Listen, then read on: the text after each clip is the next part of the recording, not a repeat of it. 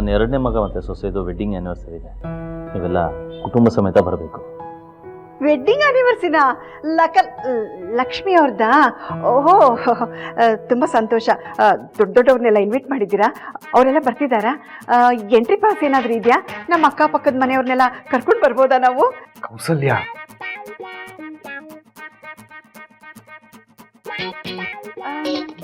ಬೇಡ ಬಿಡಿ, ಅವರೆಲ್ಲ ನಮ್ಮ ಲೆವೆಲ್ಗೆ ಸೂಟ್ ಆಗಲ್ಲ. ನೀವೇ ಸ್ಪೆಷಲ್ ಆಗಿ ಬಂದು ಕರಿತಿದ್ದೀರಾ ಅಂದಮೇಲೆ ನಾವು ಖಂಡಿತ ಬರ್ತೀವಿ ರೀ. ನಮಗೋಸ್ಕರ ಸ್ಪೆಷಲ್ ಆಗಿ ಟೇಬಲ್ನೆಲ್ಲ ಅರೇಂಜ್ ಮಾಡಿರ್ತಾರೆ, ಸ್ಪೆಷಲ್ ಟ್ರೀಟ್ಮೆಂಟ್ ಕೊಡ್ತಾರೆ. ಅಳಿಯಂದ್ರೆ ಅವತ್ತೇ ಬರಬೇಕಾ ಇಲ್ಲ 2 ದಿನದ ಮುಂಚೆನೇ ಬರಬೇಕಾ? ಮುಂಚೆನೇ ಬರಬೇಕು ಅಂದರೆ ಹೇಳಿ, ಬಂದು ಅಲ್ಲಿ ಅರೇಂಜ್ಮೆಂಟ್ಸ್ ಎಲ್ಲ ನಾನೇ ಮಾಡ್ತೀನಿ. ಕೌಸಲ್ಯ, ಒಂದು ಸ್ವಲ್ಪ ಸುಮ್ಮನೆ ಇರ್ತೀಯಾ? ಅಳಿಯಂದ್ರೆ, ನಿಮ್ದು ದೊಡ್ಡ ಮನೆ ಕಾರ್ಯಕ್ರಮ, ಅಲ್ಲಿ ಬರೋರೆಲ್ಲ ದೊಡ್ಡವರೇ ಇರ್ತಾರೆ. ನಮ್ಮಂಥವ್ರು ಅಲ್ಲಿಗೆ ಬರೋದು ಹೋಗೋದು ಸರಿ ಕಾಣಲ್ಲ ಸರ್. ನಮಗೂ ದೊಡ್ಡ ಮನುಷ್ಯರ ಮುಂದೆ ಹೇಗೆ ನಡ್ಕೊಳ್ಳೋದು ಅಂತ ಗೊತ್ತಿಲ್ಲ. ನಮಗೂ ಮುಜುಗರ, ನಮಗೂ ಒಂಥರ ಅವಮಾನ ಅನ್ಸುತ್ತೆ. ಮಾನನೇ ದೊಡ್ಡದು ಅಂತ ಬದುಕೋರು ನಾವು.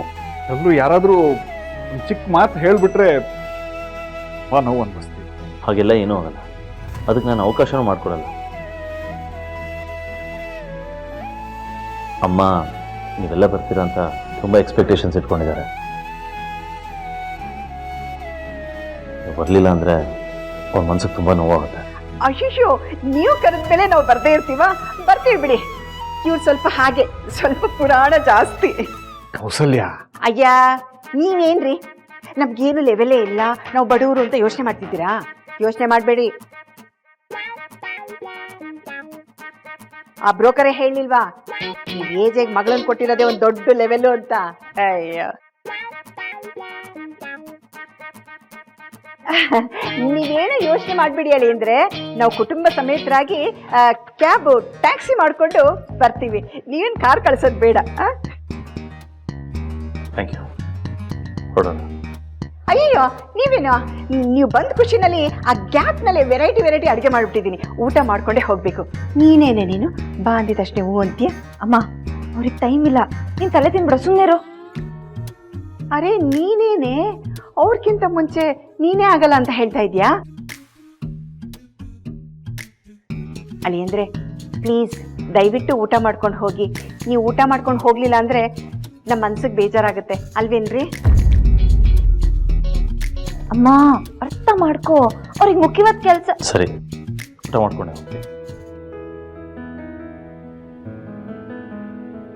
ಇದು ನಮ್ಮ ಅಳಿಯಂದ್ರು ಅಂದ್ರೆ 2 ನಿಮಿಷ ರೆಡಿ ಮಾಡ್ಬಿಡ್ತೀನಿ. ಬಾರೆ ಬಾ, ಅಲ್ಲಿ ನೋಡ್ತೀನಿ.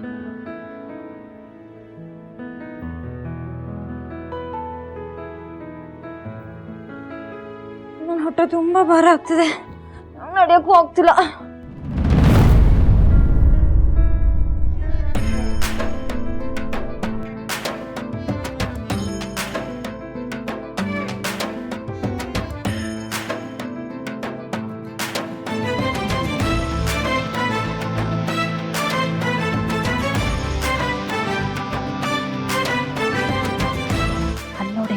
ಲೀಲೆ ಹೆಂಗ್ ಹೊಟ್ಟೆ ಇಟ್ಕೊಂಡಿದ್ದಾಳೆ ಅಂತ. ಏನಿಲ್ಲ, ಹೊಟ್ಟೆ ತುಂಬಾ ಭಾರ ಅನ್ಸ್ತಾ ಇದ್ಯಾ? ಅಯ್ಯೋ, ಏನ್ ಕೇಳ್ತೀರಾ, ನಂಗೆ ಹೊರೋದಕ್ಕೆ ಆಗ್ತಿಲ್ಲ. ಹಂಗೆಲ್ಲ ಅನ್ಬಾರ್ದು, ಅದ್ ನಮ್ ಕರ್ತವ್ಯ. ಅಯ್ಯೋ, ನೀವ್ ಹೇಳೋದು ನಿಜ ಬಿಡಿ. ನಮ್ ಹೊಟ್ಟೆನ ನಾವೇ ಹೊರಬೇಕು. ಸುಮ್ಮನೆ ಇರ್ತೀವಿ, ಅವರು ಬೇರೆ ಏನೋ ಮಾತಾಡ್ತಾ ಇದ್ದಾರೆ. ಅಯ್ಯೋ, ನೇರವಾಗಿ ಕೇಳಕ್ಕಾಗುತ್ತಾ? ನೋಡು ಅವ್ರ ಗಣ್ಣಿಗೆ ಎಷ್ಟು ಮುಜುಗರ ಆಗ್ತಾ ಇದೆ ಅಂತ.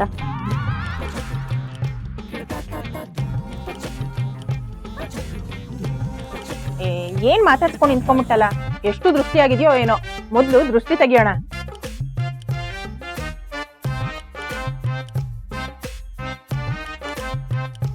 ದೃಷ್ಟಿನಾ? ಏಕೆ? ಅಯ್ಯೋ, ಈ ಟೈಮಲ್ಲಿ ಗಾಳಿ, ಸೋಂಕು, ದೃಷ್ಟಿ ಇವೆಲ್ಲ ಆಗೋದು ಸಹಜ. ಮಾವಿನ ಕೈ ತಗೊಂಡು ಏನು ಅಷ್ಟು ಗಬಗಬ ಅಂತ ತಿಂದ್ಬಿಟ್ಟಂತೆ.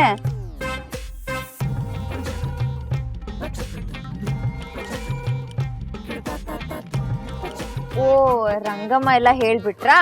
ಹ್ಞೂ, ನೀನ್ ಕೊಟ್ಟಿರೋ ಸಿಹಿ ಸುದ್ದಿ ಇಡೀ ಏರಿಯಾದಲ್ಲೆಲ್ಲ ಟಾಮ್ ಟಾಮ್ ಆಗಿದೆ.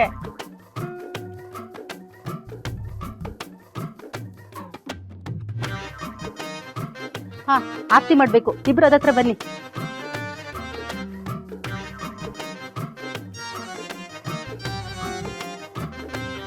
ಹತ್ರ ಬನ್ನಿ sir.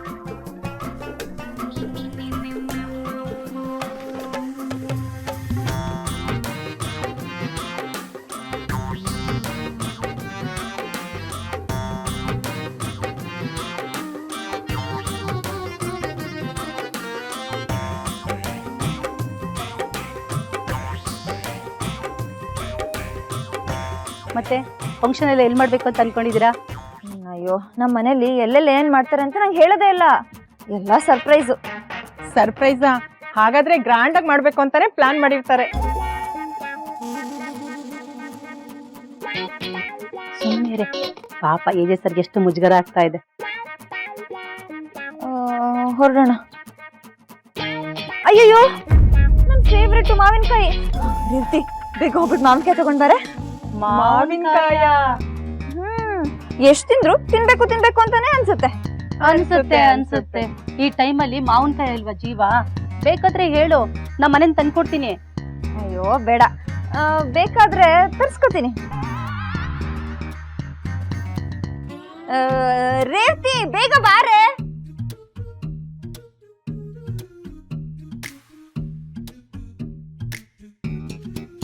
Thank you. Bye sir.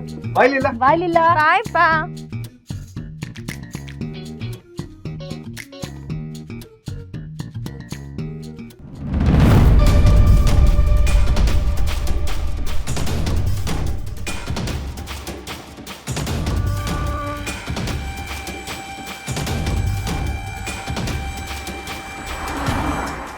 ಮೆಲ್ಲಕ್ಕೆ, ಹಂಪಿದ್ದಾಗ ಮೆಲ್ಲಕ್ಕೆ ಓಡಿಸಿ.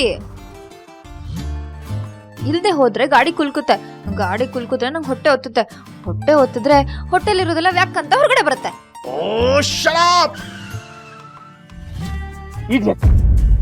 ನಿನಗೆ ಏನ್ ಮಾತಾಡ್ಬೇಕು ಏನ್ ಮಾತಾಡ್ಬಾರ್ದು ಅಂತ ಏನು ಗೊತ್ತಾಗಲ್ವಾ?